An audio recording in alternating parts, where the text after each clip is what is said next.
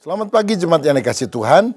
Senang sekali saya bisa melayani Anda. Biarlah kehidupan kita makin hari makin dekat dengan Tuhan. Hari ini saya akan menyampaikan renungan dengan judul Diutus Melayani dengan Kuasa Allah. Kisah Para Rasul 26 ayat 15-18 berkata, "Tetapi aku menjawab, siapa engkau Tuhan? Kata Tuhan, akulah Yesus yang kau aniaya itu.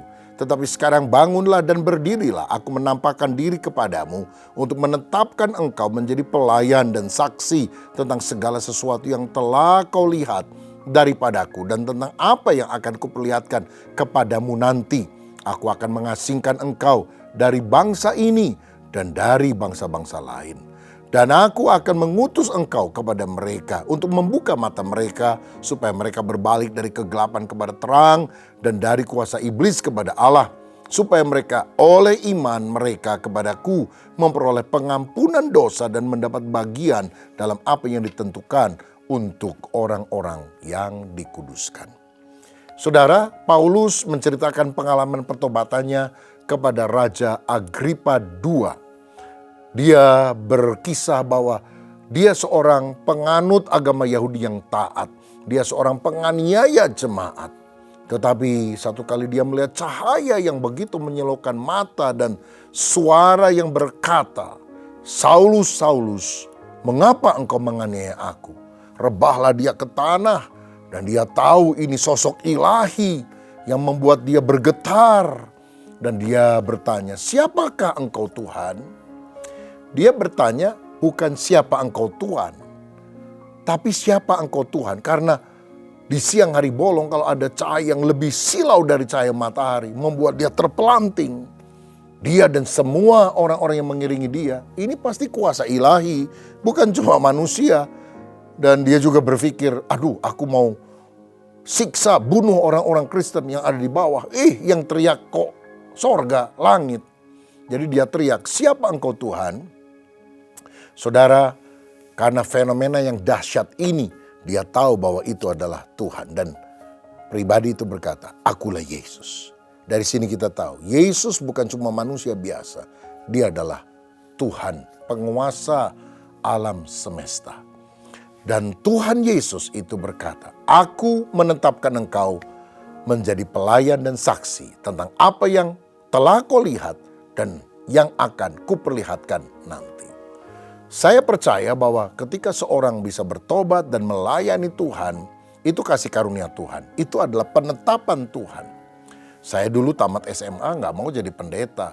Saya sudah daftar ke sekolah, saya sudah diterima. Tapi Tuhan berbicara keras di hati saya supaya saya meninggalkan cita-citaku dan menyerahkan hidup untuk melayani Tuhan. Bergumul. Tapi akhirnya saya menyerah kepada Tuhan. Dan kalau saya bisa melayani sampai hari ini, penetapan Tuhan, itu adalah kasih karunia Tuhan. Tuhan yang telah menetapkan kita untuk hidup kita jadi berkat bagi banyak orang. Saya percaya Tuhan menetapkan saudara untuk satu tujuan khusus. Hidup saudara akan jadi berkat bagi keluargamu tapi juga bagi orang-orang lain. Karena itu biarlah kita peka terhadap visi Tuhan, panggilan Tuhan dalam hidup kita. Dan kita taat kepada pimpinannya. Saudara, dikatakan bahwa Paulus ditetapkan Tuhan menjadi saksi bagi bangsa-bangsa. Apa saja ciri orang yang dipakai Tuhan untuk menjadi saksi? Pertama, dia akan membuka mata. Maksudnya mata rohani. Inilah karya Roh Kudus melalui Paulus. Sebab sekarang ini ada banyak orang tidak bisa melihat perkara-perkara rohani. Yang dia lihat perkara duniawi, materi. Tapi kalau orang bisa dicelikkan mata rohani. Iya ya. Oh, selama ini aku berjalan dalam kegelapan dosa. Saya baru sadar Tuhan itu adalah Yesus yang luar biasa mengasihi saya. Dia bisa melihat keindahan dari firman Tuhan. Dulu saya kalau baca Alkitab ngantuk saudara-saudara. Karena saya pikir ini buku yang mati. Tapi ternyata setelah Tuhan menyingkapkan mata rohani saya tahu dulu roh saya yang mati. Padahal ini buku yang membawa kehidupan kekal. Itulah tugas seorang saksi, membuka mata rohani orang-orang yang tertutup dari perkara rohani supaya melihat kemuliaan Tuhan. Yang kedua, seorang saksi itu adalah orang yang membawa orang berbalik dari kegelapan kepada terang. Ya, selama ini kalau orang hidup di dalam kegelapan dosa, dia bilang bohong itu wajar, nipu-nipu dikit dalam usaha itu yang lumrah, kalau enggak mana kita bisa hidup. Tapi sekarang kita hidup dalam terang, hidup terang-terangan. Artinya di depan dan di belakang sama, di muka dan di hati tidak ada bedanya. Ini adalah tugas seorang saksi supaya orang berbalik dari kehidupan dosa, kehidupan gelap menjadi anak Tuhan yang taat. 3, dari kuasa iblis kepada kuasa Allah. Saksi Kristus itu bisa dipakai Tuhan melepaskan orang dari ikatan kuasa setan sehingga orang bisa percaya kepada Allah.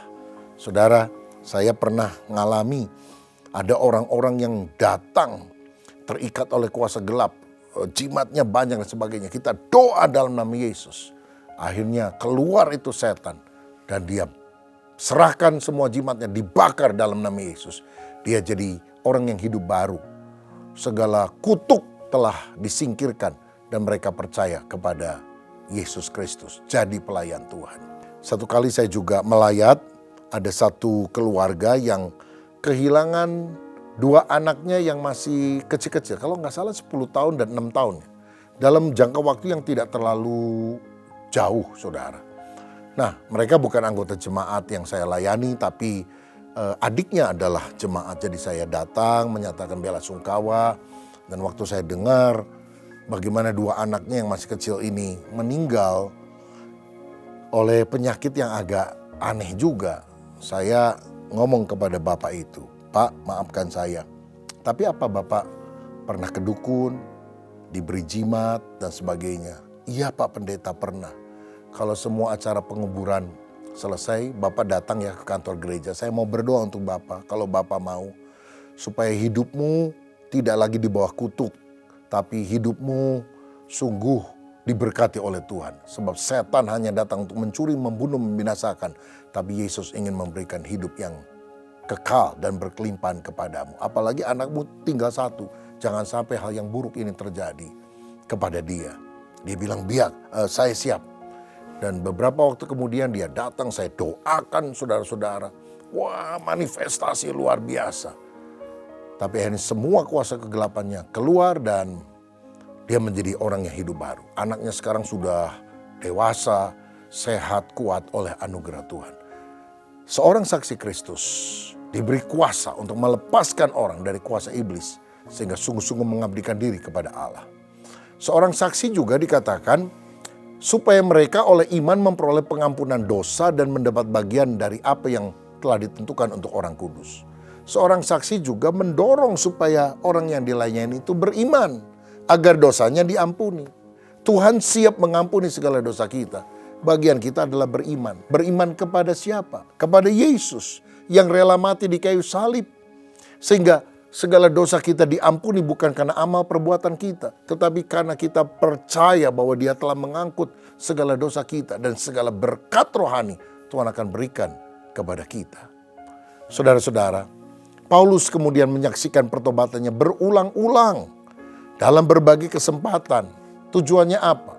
Untuk membawa banyak orang datang kepada Yesus. Bagaimana dengan saudara? Apakah saudara juga mau menceritakan pertobatan saudara kepada banyak orang yang berbeda-beda yang saudara temui dalam kehidupan? Walaupun mungkin tidak sespektakuler kehidupan Paulus, nggak jadi masalah karena tiap orang punya pengalaman yang berbeda. Tapi biar kita dipakai oleh Tuhan dari kegelapan, hidup di dalam terang, dan kita menjadi saksi Kristus kemanapun kita berada. Saudara sekalian, maukah engkau diutus oleh Kristus untuk melayani banyak orang? Dijadikan berkat bagi banyak orang supaya orang-orang bertobat. Dan saudara dipakai luar biasa untuk menjadi saksinya. Kalau itu kerinduan hati saudara. Sama seperti Tuhan telah menangkap Paulus, menetapkannya menjadi rasul. Biarlah saudara juga dijamah oleh Tuhan dan melalui hidupmu banyak jiwa diselamatkan. Kalau saudara mau dipakai Tuhan, taruh tanganmu di dada, kita mau berdoa. Bapa, terima kasih untuk kebenaran firman-Mu. Biarlah kami sungguh-sungguh taat kepada Kristus dan Kristus menetapkan kami menjadi berkat bagi banyak orang. Basuh kami dengan darah Yesus, urapi kami dengan Roh Kudus. Kemanapun kami pergi, biarlah kami memenangkan jiwa untuk kemuliaan nama Tuhan. Hari ini, apapun yang anak-anakmu sedang gumulkan, kami percaya selama Yesus ada dalam hidup kami, kuasa Allah akan bekerja, memberikan kemenangan, sehingga kami melihat berkat Allah dan menjadi saksi bagi banyak orang. Demi nama Yesus kami berdoa dan bersyukur. Haleluya. Amin. Tuhan Yesus memberkati.